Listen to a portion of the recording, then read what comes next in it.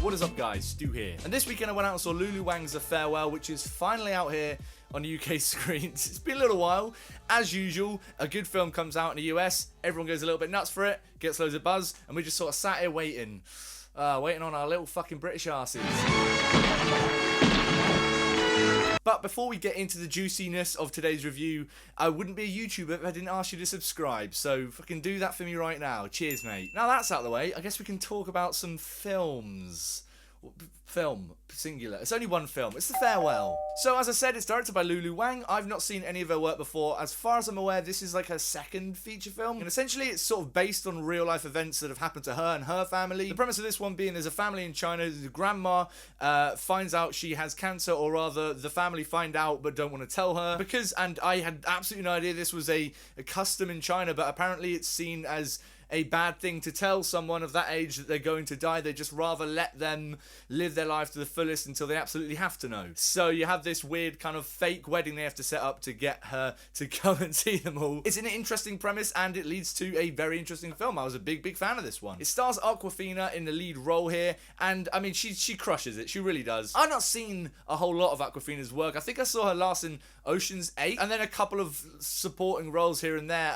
So I'm not too well versed on Awkwafina as an actress, but she really did a good job here. It's a sort of a performance which works best because it's not going for all these crazy big moments. There's no huge breakdowns or anything. I hate saying it, but it's a very real performance, which is the strongest compliment I reckon you can give to a performance in a film like this, because ultimately it needs to feel real to work, and it does. So yeah, Awkwafina did a great job, but the rest of the cast did a great job as well, and it's also a testament to the writing of Lulu Wang here, who also writes as well as directs. And the biggest compliment I can give to the film is that it 100% feels like I'm watching a real family interact. The relationships on screen unfold in exactly the same way I'd expect a real family's relationship to unfold, and that makes it just incredibly interesting and engaging to watch. It's always fun watching characters interact on screen. It just feels like the normal way characters would interact. It doesn't feel like a very flashy, out there screenplay, and it doesn't need that. It's not going for that. And I have to give special props to the Nana in this film. I think I kind of fell in love with her, and I would like her to be my own Nana in real life.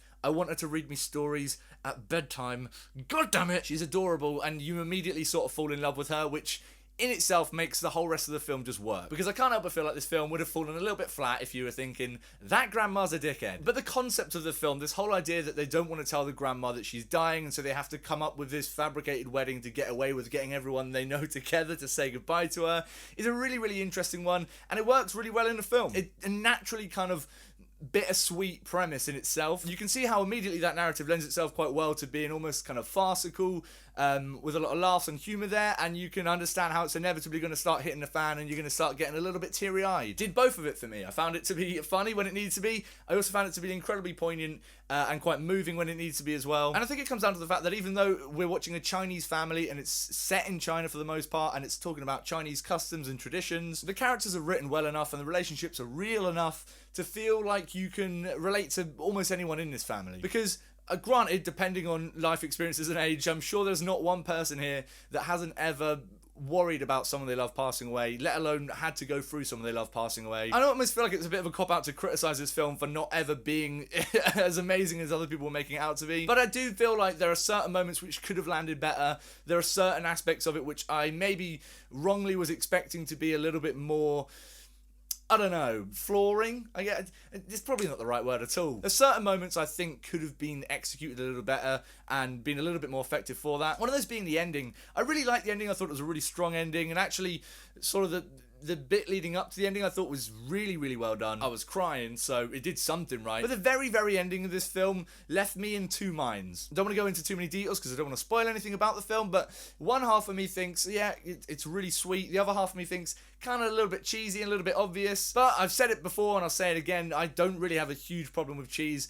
I guess if it worked, and who am I to say it didn't work, because I had fucking tears streaming down my face. If it had cut maybe a tiny bit earlier and not shown us a little bit more, I think it would have been more beneficial for that. I'll leave it at that. It's a really, really solid film. I laughed, I cried, I enjoyed watching these characters on screen. Consider me a Lulu Wang fan now. I'm totally on board for whatever she ends up doing in the future, and I will be there watching her next film. Also, Awkwafina, yes, I'm on board with her as well, so get me on that train. But what about you guys? Have you seen The Farewell? It's been out a little while in the UK. It's been out a little while longer in the US. God damn it. Whatever you thought about the film, let me know in the comments down below. We'll have a little discussion down there. And of course, if you like this video and you want to see me talk about more shit, consider clicking subscribe, or don't. I'm not your real dad. I don't have to tell you anything. I'll see you guys in a few days' time where the London Film Festival kicks off, so expect a whole butt ton of reviews from the festival this year, dropping from Wednesday onwards. It's going to be big, it's going to be crazy. I'm going to get very, very tired. I'm going to see way too many films, but I'm excited.